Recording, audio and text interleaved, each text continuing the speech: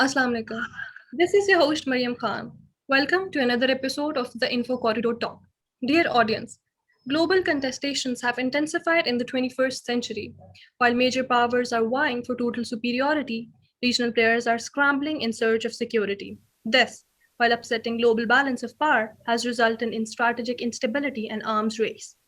US standoff over 2015 nuclear deal has exacerbated security threats in Middle East. Practical manifestations of such threats are evident from proxy wars in Syria, Iraq, and Yemen, as well as the attacks against merchant shipping in Persian Gulf and Red Sea. Parties to 2015 nuclear deal are vying to restore the accord in a bid to de-escalate tensions and prevent the region from slipping into chaos. This can be concluded that until the resolution of US-Iran standoff, nuclear and non-proliferation and disarmament will remain a distant dream. To talk on future of 2015 nuclear deal and its impact on non-proliferation regimes, we are honored to have with us Mr. Ali Zia Jaffrey. Syed Ali Zia Jaffrey is an associate editor of Pakistan Politico and research associate at the Center for Security, Strategy and Policy Research at the University of Lahore. Ali was a visiting faculty at the Stimson Center, Washington, D.C. He is teaching undergraduate level courses on foreign policy, national security, arms control and disarmament, and non proliferation since 2018. A very warm welcome to the show, sir. Thank you very much, Mariam, for having me on your show and to giving and for giving me the opportunity to talk on a very important and timely topic. My pleasure, sir. Sir, can you please briefly tell our viewers what 2015 nuclear deal actually is? I think that's a very good get to know question and to introduce the audience to this all important and landmark deal. I call it a landmark deal because um, ever since the Iranian Revolution, Iran and the US have defied what Lord Palmerston said about the non permanent nature of friends and allies. And he said that there are no permanent friends and there are no permanent allies, only interests are permanent. But since 1979, both countries have shown that their rivalry and their enmity is as permanent as they come. So in 2015, both countries in a landmark deal came together. The Joint Comprehensive Plan of Action, or JCPOA as we call it, or the Iran nuclear deal, was a deal signed between Iran and the P5 plus one countries. And to put it simply, it was a quid pro quo. The quid pro quo was that Iran would halt its enrichment, halt its research activities, and other related activities like the production of heavy water and um, you know other facilities around Iran. Um, and against that, it would receive sanction relief. So the Iranian economy was crumbling due to the crippling effects of the sanction regime by the UN and the US before the deal. And the sanctions were imposed on Iran, among other things, to stop it or to punish it from going nuclear. So the world community believed that Iran was developing nuclear weapons, and its program was not wholly and solely sorry, a civilian nuclear program. And the international community feared that Iran would easily divert its nuclear energy for peaceful purposes, uh, meant for peaceful purposes, for its military program. And that is one of the dilemmas of that the nuclear non-proliferation regime faces. That while it wants to provide every other country with nuclear technology for peaceful purposes, it wants to stop countries from going nuclear. So this is a slippery slope that the nuclear non-proliferation regime has to contend with.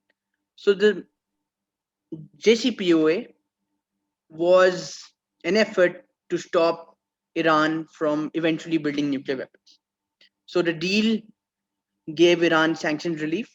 It was ratified by the UN, and Iran in turn had to stop its enrichment activities, and it had to put a cap on its enrichment activities to 3.67%.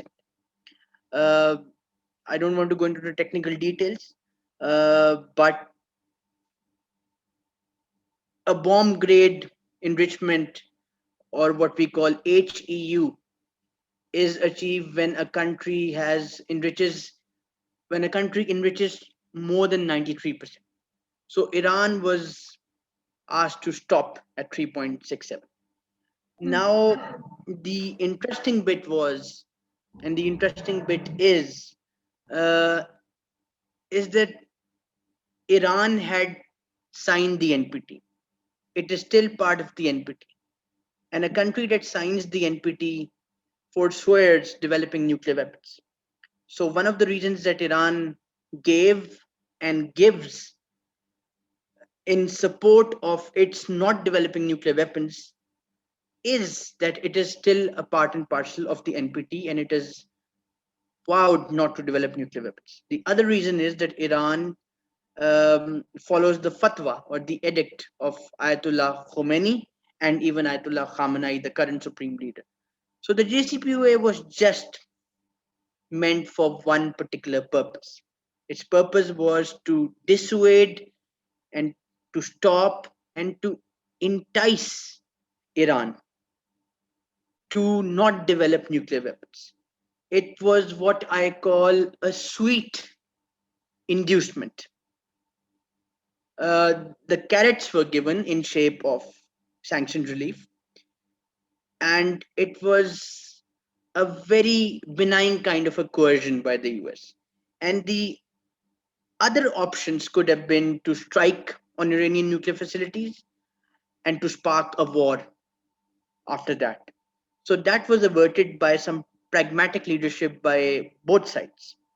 Uh, Obama had to navigate pressure at home, and obviously the Iranian leadership had to, contend with the hardliners in Iran who were very much against the treaty, and the Americans refer to Iran as the as a country ruled by a bunch of uh, you know hooligans and bunch of mullahs, and Hmm. the Iranians call the Americans as satanic.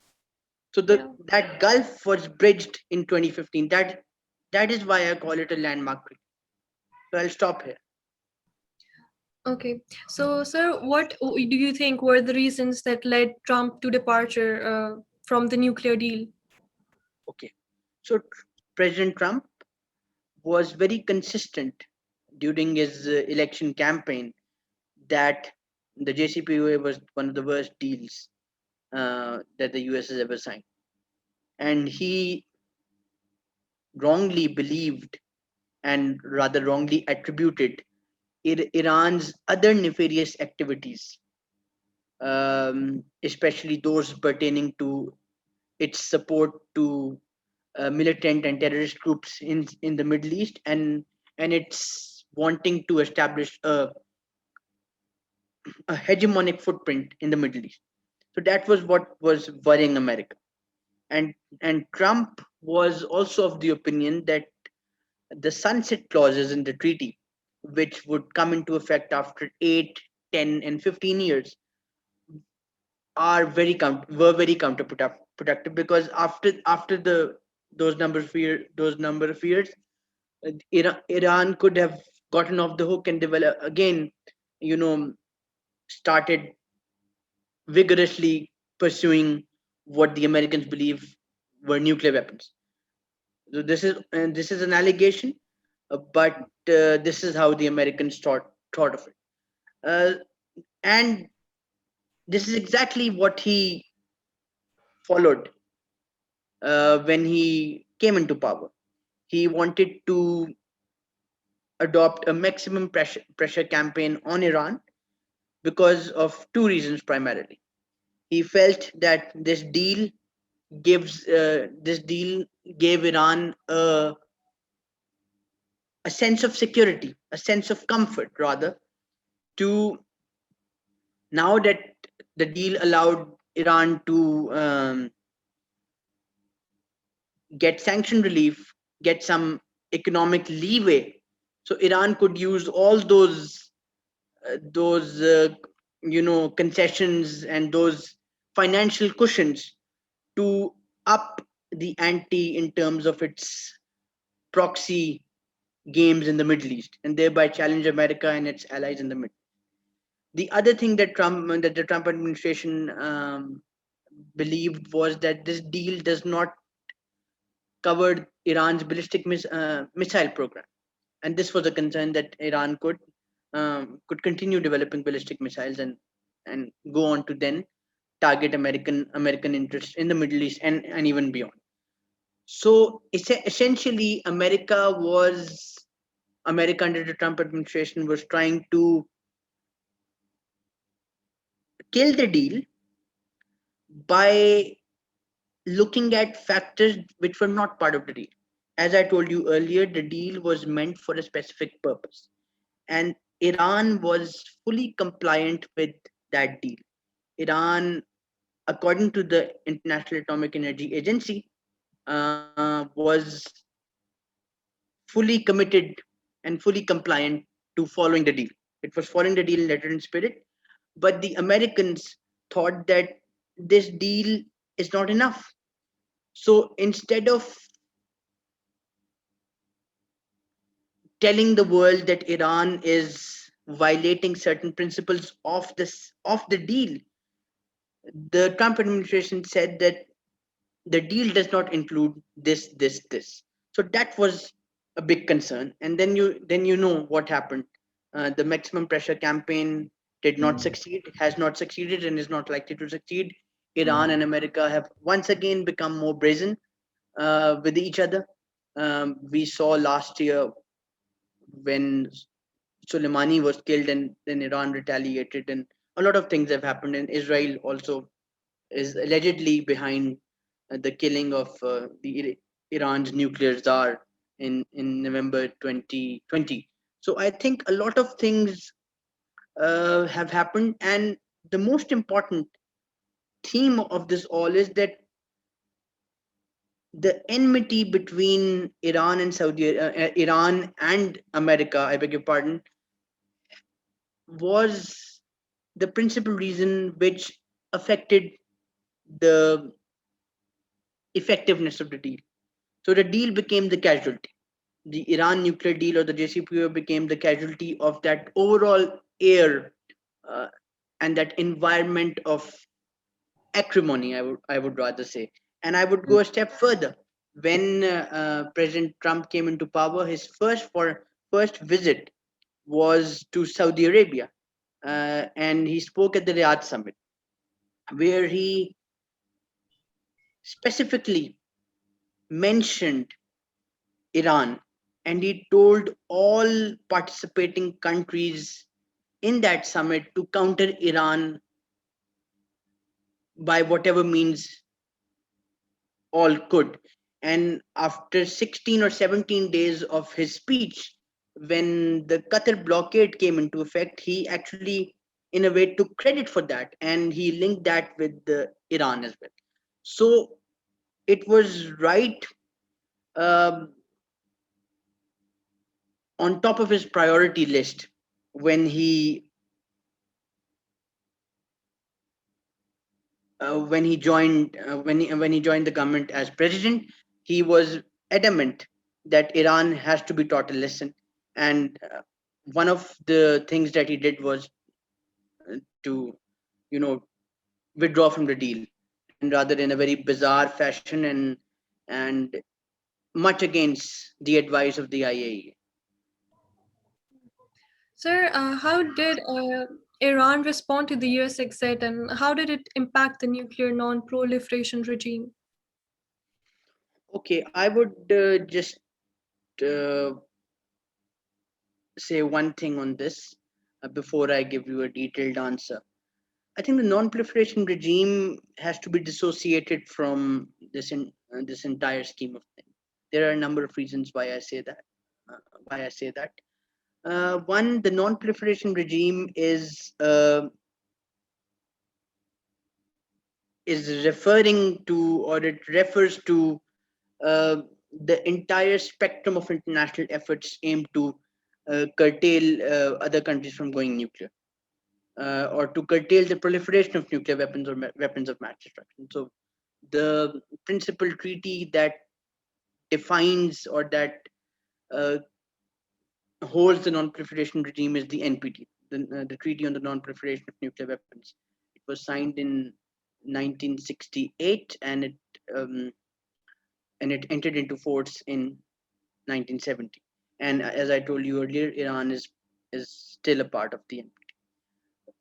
So what happens is that the NPT is not fair with everyone. The NPT has divided countries as nuclear haves and nuclear have-nots. So there are five nuclear haves and there are 186 nuclear have-nots. And the responsibility on both the groups are equal. But unfortunately, the the regime faces, or the treaty rather faces, sets of problems due to the intransigence of the P5s, who are the recognized nuclear weapon states, because they do not abide by their commitment to discussing disarmament and non-proliferation in good faith under Article 6 of the NPT. So there is, even otherwise, there is a great divide between the nuclear weapon states and the non-nuclear weapon states, and the divide is increasing with every review conference that takes place after 5 years. And the next RevCon is likely to take place probably this month, and uh, we are all set to again see a big fight. Now, in comes Iran, and in comes the JCPOA. So, as I told you earlier, the non-nuclear weapon states are not happy with how the nuclear weapon states are behaving when it comes to their commitments towards disarmament. There's out and out support to Israel, and they're not being strict on their non-proliferation commitments. And now, when they'll see that the JCPOA, a deal that was signed between a nuclear weapon state and a non-nuclear weapon state, has been damaged by a nuclear weapon state. So the the non-nuclear weapon states party to the treaty would again take this question up in the next RevCon. They'll say a non-nuclear weapon state in Iran was compliant with the NPT, with the JCPOA. And this is not what we are saying. This is what the IAEA, which is the guarantor of not only the JCPOA but also the NPT, to put it in very mild words. So why have you done this? So, and Iran, who, as I told you earlier, joined the deal after a great tug of war within its system, the hardliners now say that we should not have trusted America.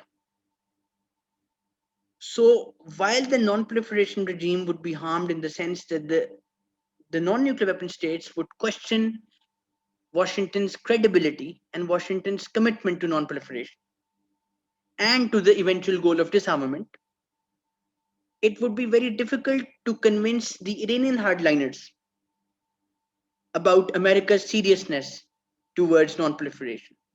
And here is the thing: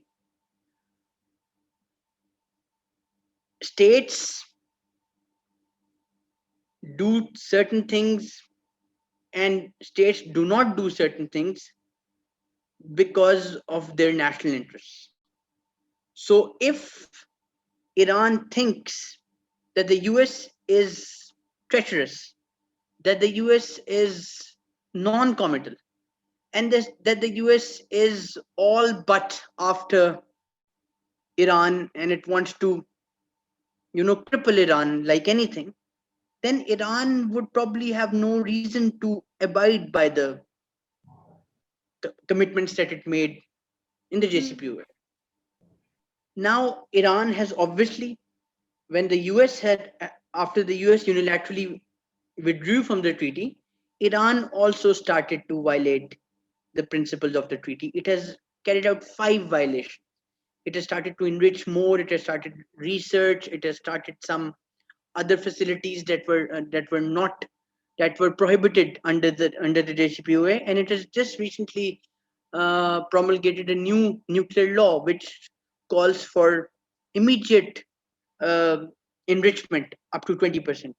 And recently, Ayatollah Khamenei, the supreme leader, the all-powerful supreme leader, he also um, tweeted uh, and said that Iran would enrich to a level which satisfies its national interest, and it would not pay heed to anybody else or any other country, or it would not take dictation from anybody.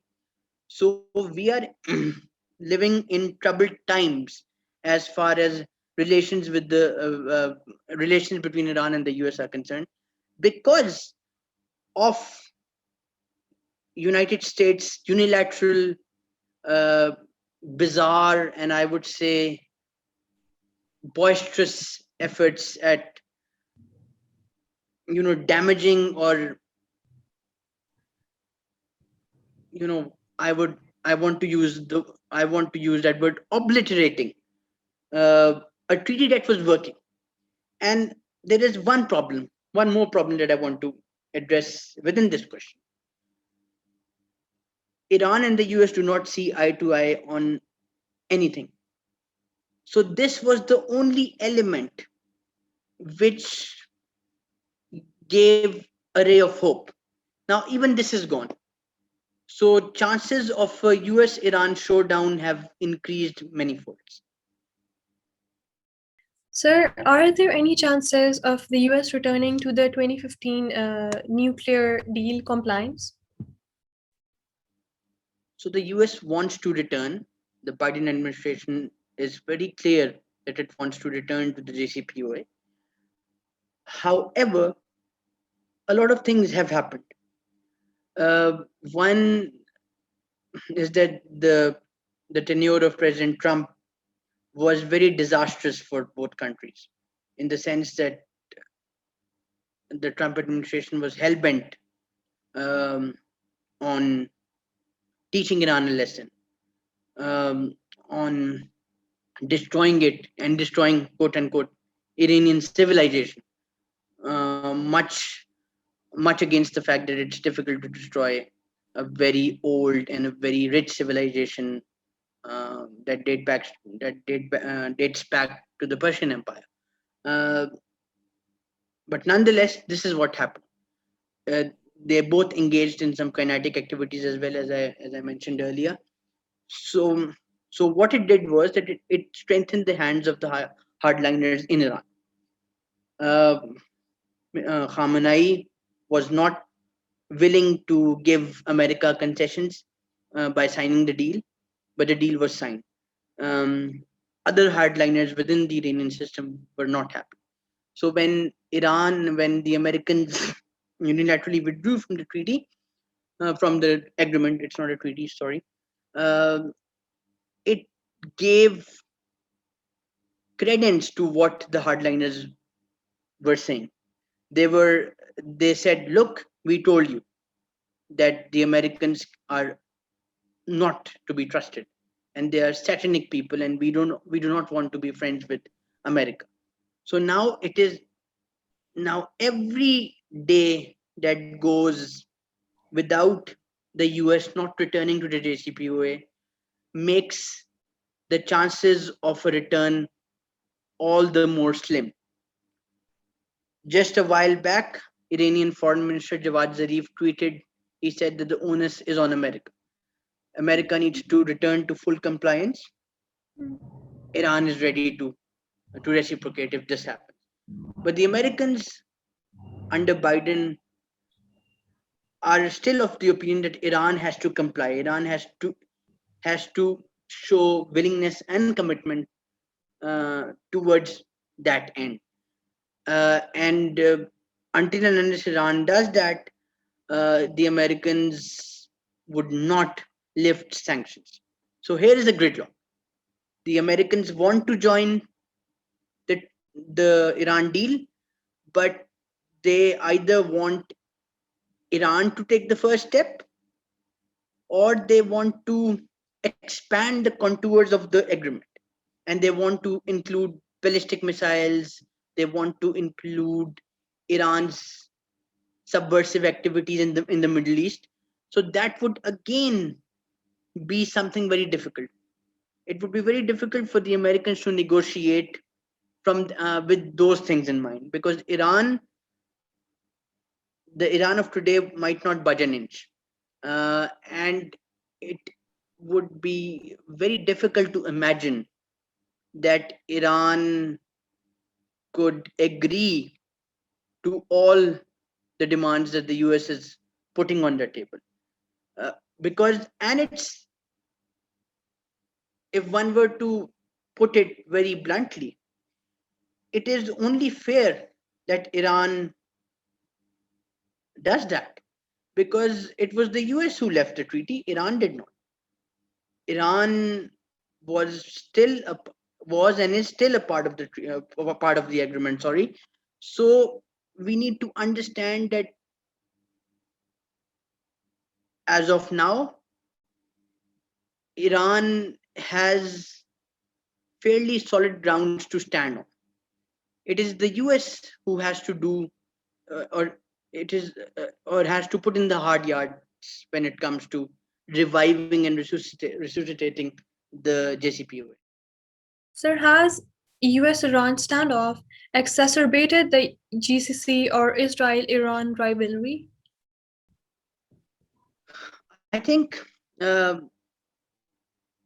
there is a need to again de-link the two. The JCPOA was a purely US Iran thing, with obviously involvement of other countries as well. But it did not involve other Middle Eastern powers. Now, here is this point. We need to understand that if one of your adversaries is being given some kind of a relief, it will definitely not go down well with you. So when the Iranians were getting relief from the Americans, it definitely did not sit well with Israel and Saudi Arabia. So there was this concern that Iran would be bolstered by this break that it has got, and it would consolidate its influence in the Middle East at the cost of Israeli and Saudi Arabian interests. So definitely, the fears and the palpitations regarding Iran's activities inside the Middle East as a result of its getting relief through JCPOA was a big factor, and that definitely played on the minds of the Israelis and the Saudi leaderships. Having said that, uh, it needs to be understood that JCPOA or no JCPOA, the the forces of conflict in the Middle East are way too deep rooted to be, jostled by an agreement. Uh, we have seen the rivalry between Iran and Saudi Arabia intensify. We have seen a GCC split that started in 2017. But we have also seen, sorry, we have also seen um, other developments that brought Israel and other Islamic countries together, including the GCC countries. So the effect is not a linear one. Uh, but the idea here is that if the JCPOA is revived, it is very much possible that the officials in Iran, in Saudi Arabia, and Israel may again feel threatened from a renewed and a rejuvenated Iran, because Iran is struggling in terms of its economy just because of the crippling sanctions. So if Iran is again to get relief, it could, have deleterious effects on the region, because obviously Iran is an actor that looks after its national interest. As one famous American foreign policy czar, Henry Kissinger, said that he hasn't seen any country other than Iran that takes care of its national interest. So this is what is likely to happen. Um, Riyadh and Tel Aviv would not like Biden to rejoin the JCPOA. It would rather want Biden to, uh, you know, strike inside Iran and, you know, destroy the regime, and even destroy or rather change the regime in Iran, because both Saudi Arabia and Israel feel that the mullah regime and the the clergy, the theocratic regime in Iran is a bane for the Middle East and for their interests.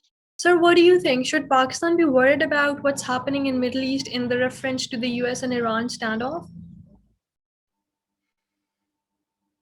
Look, Pakistan um, has to worry simply because of its geography and other factors as well. Pakistan has continually tried to walk a tightrope when it comes to its policies in the Middle East. It has tried to play a balanced role when it comes to both the Saudi Iranian rivalry and the the rivalry within the GCC countries. But that is tough because Pakistan, while you have um, your neighbor on on the one hand, and you have one of your principal allies on the other. So for, for Pakistan to continue playing a balancing act is a very difficult. But here the problem runs deeper. In case of a conflict between Iran and the US, or a conflict between Iran and Saudi Arabia, Pakistan would stand to lose.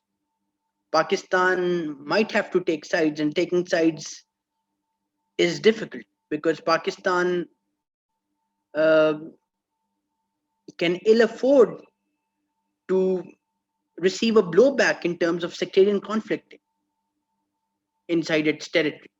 And that is a tinderbox. Pakistan is a tinderbox when it comes to that. Pakistan has steered clear. Pakistan did not join the war in Yemen because it felt that it could, affect that delicate balance. Uh, so, what happens if the US and Iran fight? If the US and Iran fight, or if the US and the Saudis, or if the Iranians and the Saudis fight, oil prices could shore up.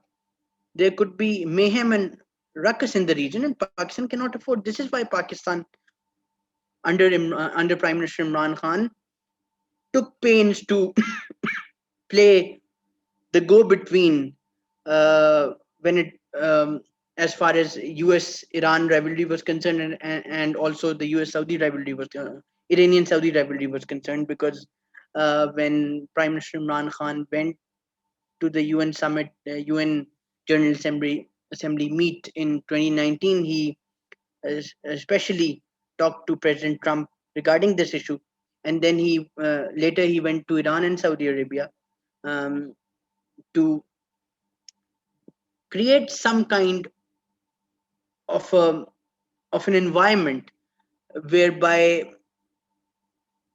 at the very least both sides could avert a war, because at that time it was increasingly likely that a war between Iran and Saudi Arabia could take place because of the attacks on oil facilities um, that that happened and shocked the region as well. So Hmm. Pakistan, a war in this region is is and will not be good news for Pakistan or for any other country for that matter. But Pakistan, since Iran is a neighbor, and Pakistan also has strong cultural, ethnic, and strategic ties with Saudi Arabia, cannot afford a conflict between Iran and Saudi Arabia and Iran and the US at all, because Pakistan knows that the costs of war are great. It has borne the brunt of the war in Afghanistan, and with Pakistan trying to jump on the geoeconomics bandwagon, it is it is the last thing that Pakistan needs. So Pakistan needs peace within and peace along its borders. So it is impossible for Pakistan to achieve its geoeconomic economic related goals if there is a conflict right next to it, right on its border. And this is something that Pakistan cannot afford. And this is one of the reasons as to why Pakistan is trying to play a lead role in facilitating dialogue between um, the various Afghan parties, because Pakistan feels that absent peace in Afghanistan, it cannot realize its potential of linking up to Central Asia. It cannot realize its potential as a transit country, and it cannot realize its immense potential as a country that can be the conduit of integration and connectivity in the region and beyond. It was wonderful having you on the show, sir. I highly appreciate you took time for our interview. Thank you so much, sir. Um, it was a pleasure, Mariam, for being on your show, and for answering these very engaging questions. Thank you once again, and I look Thank you. forward to engaging with you further. Thank you so much, sir. Thank you.